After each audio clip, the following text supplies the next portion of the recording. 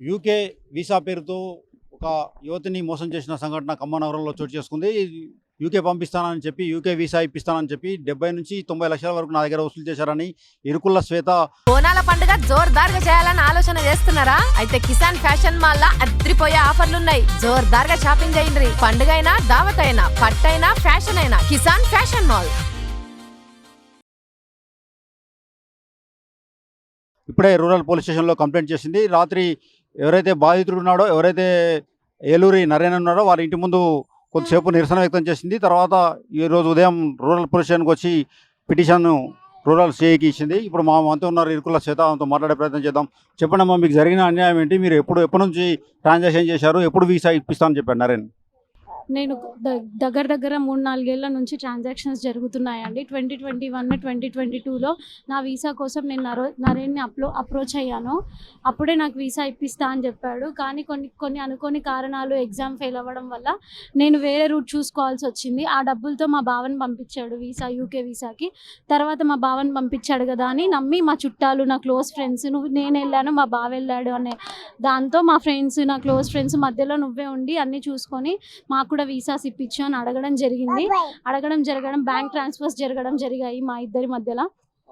అప్పుడు నేను ఆ డబ్బులు నాకు ఏవైతే వచ్చావో అన్నీ నేను నరేన్కి పంపించడం జరిగిందండి. ఆ ట్రాన్స్ఫర్స్ అన్నీ నరేన్ వీసా ఇస్తా అని చెప్పేసి ఒక 2-3 ఏళ్ల నుంచి సతాయిస్తున్నాడండి. 2024 నుంచి సతాయించి మెల్లగా మొన్న ఒక 6 months బ్యాక్ ఫేక్ వీసాలు ఇచ్చాడండి. ఫేక్ అంటే ఒక పీడిఎఫ్ని ఎడిట్ చేసి పేర్లు మార్చి పంపించాడండి.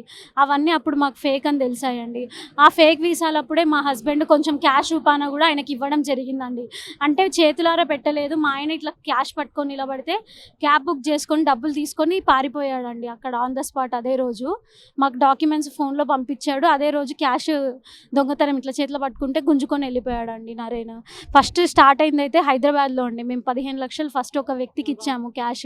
ఈయన ఫోన్ చేసి ఒక షెట్ అతను వస్తాడు, అతనికి డబ్బులు ఇచ్చేయండి మీరు అక్కడ 15 lakhs అంటే ఫస్ట్ అక్కడ ఇవ్వడం జరిగింది. తర్వాత 15 lakhs వీళ్ళ ఇంట్లో ఇక్కడ ఇవ్వడం జరిగిందండి శ్రీనివాసరావు ఏలూరికి.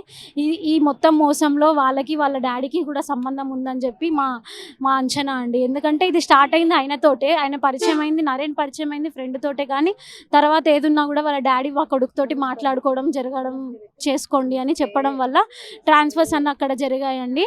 నరేన్ కూడా మమ్మల్ని అక్కడ వచ్చి కలవడం జరిగింది. ఒక పెద్ద వ్యక్తిని తీసుకొచ్చి ల్యాప్టాప్ అలా ఇలా బిల్డప్ ఇవ్వడం జరగడం వల్ల మేము నమ్మి ఇదంతా నిజమే అనుకొని మోసపోయామండి. బేసిక్గా మీ హస్బెండ్ని యూకే పంపారా? ఫస్ట్ మా బావని పంపించాడండి, మా హస్బెండ్ కాదు, మా అక్క వాళ్ళ హస్బెండ్ అండి. అదొక్కటి సక్సెస్ అవ్వడం వల్ల మిగతాయి మేము ఇక నమ్మకంతో ముందు అడుగు వేస్తే అవన్నీ ఫేక్ ఇచ్చేసాడండి. ఏవైతే ఉన్నాయో అవన్నీ ఫేక్. డైరెక్ట్ డాక్యుమెంట్స్ ఎడిట్ చేసి ఇవ్వడం జరిగింది అనమాట. అట్లా ఇచ్చారు మీరు అమౌంట్? ఎన్ని ట్రాన్సాక్షన్ జరిగాయి మీ మధ్యలో? పౌండ్స్ రూపంలో ఇచ్చారా మీరు? కొంచెం పౌండ్స్ రూపంలో ఇచ్చానండి, కొంచెం ఐఎన్ఆర్లో ఇచ్చాను. క్యాష్ ఏమో కొంచెం పౌండ్స్లో ఇచ్చాను, మిగతాయి అన్నీ అక్కడ పౌండ్స్లో బ్యాంక్ ట్రాన్స్ఫర్స్ చేశాయి. నా దగ్గర ప్రూఫ్ ఉంది. అతను మాట్లాడుతూ ఒప్పుకున్న వీడియో ప్రూఫ్ కూడా నా దగ్గర ఉందండి. ఇంకొక ₹1,00,000 ఐఎన్ఆర్ ఇక్కడ ఫోన్పే ద్వారా కూడా ట్రాన్స్ఫర్ చేయడం జరిగినాయి, చిన్న పిట్టి క్యాష్ అమౌంట్స్. అలా జరిగిందండి. ఆన్లైన్ ద్వారా ఎన్ని ఇచ్చారు? క్యాష్ ఎంత ఇచ్చారు? ఆన్లైన్ ద్వారా నా దగ్గర 45,000 పౌండ్ల ప్రూఫ్ ఉందండి. క్యాష్ ఒక 15,000 పౌండ్లు ఇచ్చామండి ప్రూఫ్గా. 30 లక్షలు ఇక్కడ ఐఎన్ఆర్ ట్రాన్స్ఫర్స్ జరిగాయి. కానీ దానికి వీసా సక్సెస్ఫుల్ రావడం వల్ల మేము దానికి ఏం మాట్లాడలేని పరిస్థితికి వెళ్ళిపోయిందండి. అడిగితే ఏమంటున్నాడు? ఇప్పుడు మేము అడిగితే ఒక 3-4 months నుంచి, అంటే 3-4 కాదండి, జనవరి నుంచి మమ్మల్ని చాలా, నేనేమంటున్నా అంటే వేరేది ఇస్తా, మళ్ళీ కొత్త కంపెనీ నుంచి ఇస్తా, అందులో నుంచి ఇస్తా, లేదంటే డబ్బులు అరేంజ్ చేస్తా, నేను వాళ్ళకి గట్టా వీళ్ళకి గట్టా అని అబద్ధాలు చెప్తున్నాడు. ఇక ఇదంతా తేలేది కాదని చెప్పి నేను జూన్లో వచ్చానండి. అక్కడ నుంచి జూన్ నుండి వచ్చి అప్పటి నుంచి నేను ఫైట్ చేస్తున్నా ఒక్కదాన్నే. నేను ఇక్కడ పోలీస్ స్టేషన్ చుట్టూ తిరిగాను, నాకు ఎలాంటి న్యాయం జరగలేదు. సరే అని నిన్న వాళ్ళ డాడీ దగ్గరికి వెళ్ళి మాట్లాడితే వాళ్ళ డాడీ, నువ్వు నా దగ్గరకు వస్తే ఇంకొకసారి మర్యాదగా ఉండదు, మిమ్మల్ని చంపేస్తాం అది ఇది అన్నట్టు దగ్గరికి వెళ్ళి ఇట్లా రిక్వెస్ట్ చేసి కాలు పట్టుకుంటే తోసేశాడు. నన్ను, మా అమ్మని, ఇంకా పాప, ముగ్గురం కలిసి వెళ్ళాము. అందుకే నిన్న అక్కడ చాలాసేపు కూర్చొని వాళ్ళ ఇంటి దగ్గర మేము తగువ పెట్టుకున్నామండి. కానీ ఆయన ఎలాంటి రిజల్ట్స్ ఆయన సైడ్ నుంచి లేదు. కిందికి రండి సార్ అంటే కూడా కిందికి రావట్లేదు. ఫస్ట్ ఇవ్వడానికి వెళ్ళినప్పుడు టీ పెట్టి మరి టీ ఇవ్వనా అండి, అది ఇవ్వనా అని చెప్పి మాట్లాడారు. ఇప్పుడు అలాంటి వ్యక్తి కంప్లీట్గా మాకు సంబంధం లేదని చెప్పి ప్లేట్ తిప్పేశాడండి. ఇప్పుడు గతంలో మీరు పోలీస్ స్టేషన్లో కంప్లైంట్ చేశారా? చేశానండి. నేను ఒక నెల క్రితం పోలీస్‌లో పిటిషన్ రాశానండి. ఒక 15-20 డేస్ నేను తిరిగాను పోలీస్ స్టేషన్ చుట్టూ. ఆయన ఎంక్వైరీకి పిలిపిస్తే నాకేం సంబంధం లేదు.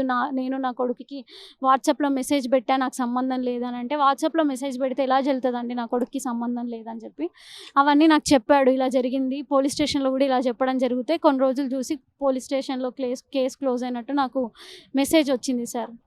ఇక దాని తర్వాత ఇక నాకు అనిపించింది ఇక్కడ వీళ్ళేమో వర్క్ చేయరేమో, ఎంతైనా ఇన్ఫ్లుయెన్స్ ఉన్న పర్సన్ కదా అని నేను చదువుకున్న దానిగా అలా అలా ఆలోచించాను సార్. అట్లా జరిగింది. ఇంకా ఇప్పుడు ఎన్ని లక్షలు ఇచ్చినట్టు మీరు? సార్ నేను మొత్తం ప్రూఫ్స్ తోటి 75 లక్షల దాకా నాకు ప్రూఫ్స్ ఉన్నాయి సార్. ఇక మిగతా వాటికి ప్రూఫ్స్ అంటే క్యాష్తో కలిపి 75 లక్షల దాకా ప్రూఫ్స్ ఉన్నాయి సార్ ఇప్పుడున్న కరెన్సీ రేట్ ప్రకారం.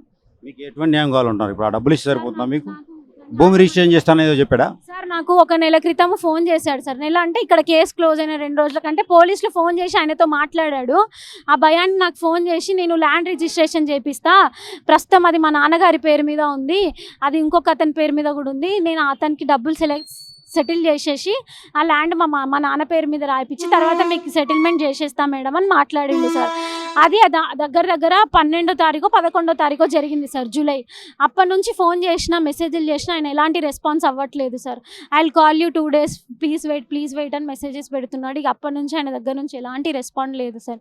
చూసి నేను ఇంకా వాళ్ళ ఇంటికి వెళ్ళాను సార్. ఎందుకంటే నా వీసా కూడా పోతుంది, నేను 5th వరకు వెళ్ళకపోతే నాకు డేంజర్, నాకు ప్రమాదమే.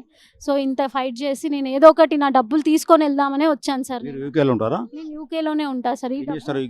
నేను ఇప్పుడు ఏం చేయట్లేదు సార్, నాకు ఒక చిన్న పాప ఉంది, ఆమెను చూసుకుంటున్నా అంతే. అది 2021 నుంచి ఏలూరు నారాయణ అనే వ్యక్తిని మా ఫ్రెండ్స్ ద్వారా పరిచయమైన వ్యక్తికి 75 నుంచి 90 లక్షల వరకు ఇచ్చానని, వీసా ఇస్తానని మోసం చేసి ఫేక్ వీసా ఇచ్చారని శ్వేత చెప్తుంది. అదేవిధంగా ఇటీవల కాలంలో గొడవ చేస్తే భూమి రిజిస్ట్రేషన్ చేస్తానని, భూమి వాళ్ళ ఫాదర్ పేరు మీద అని చెప్తూ వచ్చారని, ఇప్పుడు అది కూడా లేదని, నేను ఇన్ఫ్లుయెన్స్ ఉన్న వ్యక్తిని బెదిరిస్తున్నారని శ్వేత చెప్తుంది. వీడియో జర్నలిస్ట్ నాగేందర్తో హరీష్, హార్టీవీ ఖమ్మం నుండి. యూకే వీసా పేరుతో ఒక యువతిని మోసం చేసిన సంఘటన ఖమ్మం నగరంలో చోటు చేసుకుంది. యూకే పంపిస్తానని చెప్పి, యూకే వీసా ఇప్పిస్తానని చెప్పి 70 నుంచి 90 లక్షల వరకు నా దగ్గర వసూలు చేశారని ఇరుకుల్ల శ్వేత ఇప్పుడే రూరల్ పోలీస్ స్టేషన్లో కంప్లైంట్ చేసింది. రాత్రి ఎవరైతే బాధితుడు ఉన్నాడో, ఎవరైతే ఏలూరి నారాయణ ఉన్నాడో వారి ఇంటి ముందు కొద్దిసేపు నిరసన వ్యక్తం చేసింది. తర్వాత ఈరోజు ఉదయం రూరల్ పోలీస్ స్టేషన్కి వచ్చి పిటిషన్ రూరల్ సిఐకి ఇచ్చింది. ఇప్పుడు మా మనతో ఉన్నారు ఇరుకుల శ్వేత, ఆమెతో మాట్లాడే ప్రయత్నం చేద్దాం. చెప్పండి అమ్మా, మీకు జరిగిన అన్యాయం ఏంటి? మీరు ఎప్పటి నుంచి ట్రాన్సాక్షన్ చేశారు? ఎప్పుడు వీసా ఇప్పిస్తామని చెప్పారు నారాయణ? నేను దగ్గర 3-4 ఏళ్ల నుంచి ట్రాన్సాక్షన్స్ జరుగుతున్నాయండి. 2021, 2022లో నా వీసా కోసం నేను నరేన్ని అప్రోచ్ అయ్యాను. అప్పుడే నాకు వీసా ఇప్పిస్తా అని చెప్పాడు. కానీ కొన్ని అనుకోని కారణాలు, ఎగ్జామ్ ఫెయిల్ అవ్వడం వల్ల నేను వేరే రూట్ చూసుకోవాల్సి వచ్చింది. ఆ డబ్బులతో మా బావని పంపించాడు యూకే వీసాకి. తర్వాత మా బావని పంపించాడు కదా అని నమ్మి మా చుట్టాలు, నా క్లోజ్ ఫ్రెండ్స్, నేను వెళ్ళాను మా బావ వెళ్ళాడు అనే దాంతో మా ఫ్రెండ్స్, నా క్లోజ్ ఫ్రెండ్స్ మధ్యలో నువ్వే ఉండి అన్నీ చూసుకొని మాకు కూడా వీసాస్ ఇప్పించు అని అడగడం జరగడం బ్యాంక్ ట్రాన్స్ఫర్స్ జరగడం జరిగాయి మా ఇద్దరి మధ్యలో. అప్పుడు నేను ఆ డబ్బులు నాకు ఏవైతే వచ్చావన్నీ నేను నరేన్కి పంపించడం జరిగిందండి. ఆ ట్రాన్స్ఫర్స్ అన్నీ నరేన్ వీసా ఇస్తా అని చెప్పేసి ఒక 2-3 ఏళ్ల నుంచి సతాయిస్తున్నాడండి. 2024 నుంచి సతాయించి మెల్లగా మొన్న ఒక 6 months బ్యాక్ ఫేక్ వీసాలు ఇచ్చాడండి. ఫేక్ అంటే ఒక పీడిఎఫ్ని ఎడిట్ చేసి పేర్లు మార్చి పంపించాడండి. అవన్నీ అప్పుడు మాకు ఫేక్ అని తెలిసాయండి. ఆ ఫేక్ వీసాలు అప్పుడే మా హస్బెండ్ కొంచెం క్యాష్ రూపాన కూడా ఆయనకి ఇవ్వడం జరిగిందండి. అంటే చేతులారా పెట్టలేదు, మా ఆయన ఇట్లా క్యాష్ పట్టుకొని నిలబడితే క్యాబ్ బుక్ చేసుకొని డబ్బులు తీసుకొని పారిపోయాడండి అక్కడ ఆన్ ద స్పాట్. అదే రోజు మాకు డాక్యుమెంట్స్ ఫోన్లో పంపించాడు. అదే రోజు క్యాష్ దొంగతనం ఇట్లా చేతిలో పట్టుకుంటే గుంజుకొని వెళ్ళిపోయాడండి నరేన్. ఫస్ట్ స్టార్ట్ అయింది అయితే హైదరాబాద్లో అండి. మేము 15 లక్షలు ఫస్ట్ ఒక వ్యక్తికి ఇచ్చాము క్యాష్. ఈయన ఫోన్ చేసి ఒక షెట్ అతను వస్తాడు, అతనికి డబ్బులు ఇచ్చేయండి మీరు అక్కడ 15 lakhs అంటే ఫస్ట్ అక్కడ ఇవ్వడం జరిగింది. తర్వాత 15 lakhs వీళ్ళ ఇంట్లో ఇక్కడ ఇవ్వడం జరిగిందండి శ్రీనివాసరావు ఏలూరికి.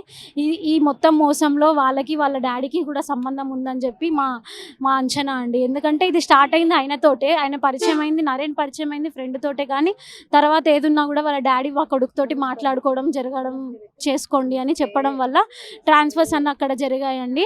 నరేన్ కూడా మమ్మల్ని అక్కడ వచ్చి కలవడం జరిగింది. ఒక పెద్ద వ్యక్తిని తీసుకొచ్చి ల్యాప్టాప్ అలా ఇలా బిల్డప్ ఇవ్వడం జరగడం వల్ల మేము నమ్మి ఇదంతా నిజమే అనుకొని మోసపోయామండి. బేసిక్గా మీ హస్బెండ్ని యూకే పంపారా ఫస్ట్? మా బావని పంపించాడండి, మా హస్బెండ్ కాదు, మా అక్క వాళ్ళ హస్బెండ్ అండి. అదొక్కటి సక్సెస్ అవ్వడం వల్ల మిగతాయి మేము ఇక నమ్మకంతో ముందు అడుగు వేస్తే అవన్నీ ఫేక్ ఇచ్చేసాడండి. ఏవైతే ఉన్నాయో అవన్నీ ఫేక్, డైరెక్ట్ డాక్యుమెంట్స్ ఎడిట్ చేసి ఇవ్వడం జరిగింది అనమాట. అట్లా ఎన్నిసార్లు ఇచ్చారు మీరు అమౌంట్? ఎన్ని ట్రాన్సాక్షన్ జరిగాయి మీ మధ్యలో? పౌండ్స్ రూపంలో ఇచ్చారా మీరు? కొంచెం పౌండ్స్ రూపంలో ఇచ్చానండి, కొంచెం ఐఎన్ఆర్లో ఇచ్చాను. క్యాష్ ఏమో కొంచెం పౌండ్స్లో ఇచ్చాను, మిగతాయి అన్నీ అక్కడ పౌండ్స్లో బ్యాంక్ ట్రాన్స్ఫర్ చేశాయి. నా దగ్గర ప్రూఫ్ ఉంది, అతను మాట్లాడుతూ ఒప్పుకున్న వీడియో ప్రూఫ్ కూడా నా దగ్గర ఉందండి. ఇంకొక ₹1,00,000 ఐఎన్ఆర్ ఇక్కడ ఫోన్పే ద్వారా కూడా ట్రాన్స్ఫర్ చేయడం జరిగినాయి, చిన్న చిన్న పిట్టి క్యాష్ అమౌంట్స్. అలా జరిగిందండి. ఆన్లైన్ ద్వారా ఎన్ని ఇచ్చారు? క్యాష్ ఎంత ఇచ్చారు? ఆన్లైన్ ద్వారా నా దగ్గర 45,000 పౌండ్ల ప్రూఫ్ ఉందండి. క్యాష్ ఒక 15,000 పౌండ్లు ఇచ్చామండి ప్రూఫ్గా.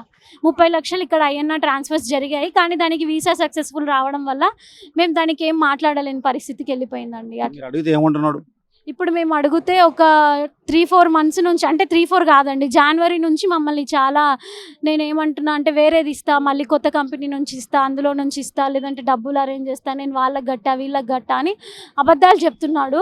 ఇక ఇదంతా తేలేది కాదని చెప్పి నేను జూన్లో వచ్చానండి. అక్కడ నుంచి జూన్ నుండి వచ్చి అప్పటి నుంచి నేను ఫైట్ చేస్తున్నా ఒక్కదాన్నే. నేను ఇక్కడ పోలీస్ స్టేషన్ చుట్టూ తిరిగాను, నాకు ఎలాంటి న్యాయం జరగలేదు. సరే అని నిన్న వాళ్ళ డాడీ దగ్గరికి వెళ్ళి మాట్లాడితే వాళ్ళ డాడీ, నువ్వు నా దగ్గరకు వస్తే ఇంకొకసారి మర్యాదగా ఉండదు, మిమ్మల్ని చంపేస్తాం అది ఇది అన్నట్టు దగ్గరికి వెళ్ళి ఇట్లా రిక్వెస్ట్ చేసి కాలు పట్టుకుంటే తోసేశాడు నన్ను, మా అమ్మని, ఇంకా పాప, ముగ్గురం కలిసి వెళ్ళాము. అందుకే నిన్న అక్కడ చాలాసేపు కూర్చొని వాళ్ళ ఇంటి దగ్గర మేము తగువ పెట్టుకున్నామండి. కానీ ఆయన ఎలాంటి రిజల్ట్స్ ఆయన సైడ్ నుంచి లేదు. కిందికి రండి సార్ అంటే కూడా కిందికి రావట్లేదు. ఫస్ట్ ఇవ్వడానికి వెళ్ళినప్పుడు టీ పెట్టి మరి టీ ఇవ్వనా అండి, అది ఇవ్వనా అని చెప్పి మాట్లాడారు. ఇప్పుడు అలాంటి వ్యక్తి కంప్లీట్గా మాకు సంబంధం లేదని చెప్పి ప్లేట్ తిప్పేశాడండి. గతంలో మీరు పోలీస్ స్టేషన్లో కంప్లైంట్ చేశారా? చేశానండి. నేను ఒక నెల క్రితం పోలీస్లో పిటిషన్ రాశానండి. ఒక 15-20 డేస్ నేను తిరిగాను పోలీస్ స్టేషన్ చుట్టూ. ఆయన ఎంక్వైరీకి పిలిపిస్తే నాకేం సంబంధం లేదు, నేను నా కొడుకుకి వాట్సాప్లో మెసేజ్ పెట్టా, నాకు సంబంధం లేదని అంటే, వాట్సాప్లో మెసేజ్ పెడితే ఎలా జరుగుతుందండి, నా కొడుకుకి సంబంధం లేదని చెప్పి అవన్నీ నాకు చెప్పాడు. ఇలా జరిగింది పోలీస్ స్టేషన్లో కూడా ఇలా చెప్పడం జరిగితే కొన్ని రోజులు చూసి పోలీస్ స్టేషన్లో కేసు క్లోజ్ అయినట్టు నాకు మెసేజ్ వచ్చింది సార్. ఇక దాని తర్వాత ఇక నాకు అనిపించింది ఇక్కడ వీళ్ళేమో వర్క్ చేయరేమో, ఎంతైనా ఇన్ఫ్లుయెన్స్ ఉన్న పర్సన్ కదా అని నేను చదువుకున్న దానిగా అలా ఆలోచించాను సార్. అట్లా జరిగింది. ఇంకా మొత్తం ఎన్ని లక్షలు ఇచ్చినట్టు మీరు? సార్ నేను మొత్తం ప్రూఫ్స్ తోటి 75 లక్షల దాకా నాకు ప్రూఫ్స్ ఉన్నాయి సార్. ఇక మిగతా వాటికి ప్రూఫ్స్ అంటే క్యాష్తో కలిపి 75 లక్షల దాకా ప్రూఫ్స్ ఉన్నాయి సార్ ఇప్పుడున్న కరెన్సీ రేట్ ప్రకారం. మీకు ఎటువంటి న్యాయం కావాలంటారు? ఇప్పుడు ఆ డబ్బులు ఇస్తే సరిపోతుందా మీకు? భూమి రిజిస్ట్రేషన్ చేస్తానేదో చెప్పాడా సార్? నాకు ఒక నెల క్రితం ఫోన్ చేశాడు సార్. నెల అంటే ఇక్కడ కేసు క్లోజ్ అయిన 2 రోజుల కంటే పోలీసులు ఫోన్ చేసి ఆయనతో మాట్లాడాడు. ఆ భయాన్ని నాకు ఫోన్ చేసి, నేను ల్యాండ్ రిజిస్ట్రేషన్ చేపిస్తా, ప్రస్తుతం అది మా నాన్నగారి పేరు మీద ఉంది, అది ఇంకొక అతని పేరు మీద కూడా ఉంది, నేను అతనికి డబ్బులు సెటిల్ చేసేసి ఆ ల్యాండ్ మా నాన్న పేరు మీద రాయిపించి తర్వాత మీకు సెటిల్మెంట్ చేసేస్తా మేడం అని మాట్లాడిండు సార్. అది దగ్గర 12వ తారీఖు 11వ తారీఖు జరిగింది సార్, జూలై. అప్పటి నుంచి ఫోన్ చేసినా మెసేజ్లు చేసినా ఆయన ఎలాంటి రెస్పాన్స్ అవ్వట్లేదు sir. I will call you 2 days, please wait అని మెసేజెస్ పెడుతున్నాడు. ఇక అప్పటి నుంచి ఆయన దగ్గర నుంచి ఎలాంటి రెస్పాండ్ లేదు సార్. చూసి నేను ఇంకా వాళ్ళ ఇంటికి వెళ్ళాను సార్, ఎందుకంటే నా వీసా కూడా పోతుంది. నేను 5th వరకు వెళ్ళకపోతే నాకు డేంజర్, నాకు ప్రమాదమే. సో ఇంత ఫైట్ చేసి నేను ఏదో ఒకటి నా డబ్బులు తీసుకొని వెళ్దామనే వచ్చాను సార్. నేను యూకేలోనే ఉంటా సార్. నేను ఇప్పుడు ఏం చేయట్లేదు సార్, నాకు ఒక చిన్న పాప ఉంది, ఆమెను చూసుకుంటున్నా అంతే. అది 2021 నుంచి ఏలూరు నారాయణ అనే వ్యక్తిని మా ఫ్రెండ్స్ ద్వారా పరిచయమైన వ్యక్తికి 75 నుంచి 90 లక్షల వరకు ఇచ్చానని, వీసా ఇస్తానని మోసం చేసి ఫేక్ వీసా ఇచ్చారని శ్వేత చెప్తుంది. అదేవిధంగా ఇటీవల కాలంలో గొడవ చేస్తే భూమి రిజిస్ట్రేషన్ చేస్తానని, భూమి వాళ్ళ ఫాదర్ పేరు మీద ఉందని చెప్తూ వచ్చారని, ఇప్పుడు అది కూడా లేదని, నేను ఇన్ఫ్లుయెన్స్ ఉన్న వ్యక్తిని బెదిరిస్తున్నారని శ్వేత చెప్తుంది. వీడియో జర్నలిస్ట్ నాగేందర్తో హరీష్, హార్ టీవీ ఖమ్మం నుండి.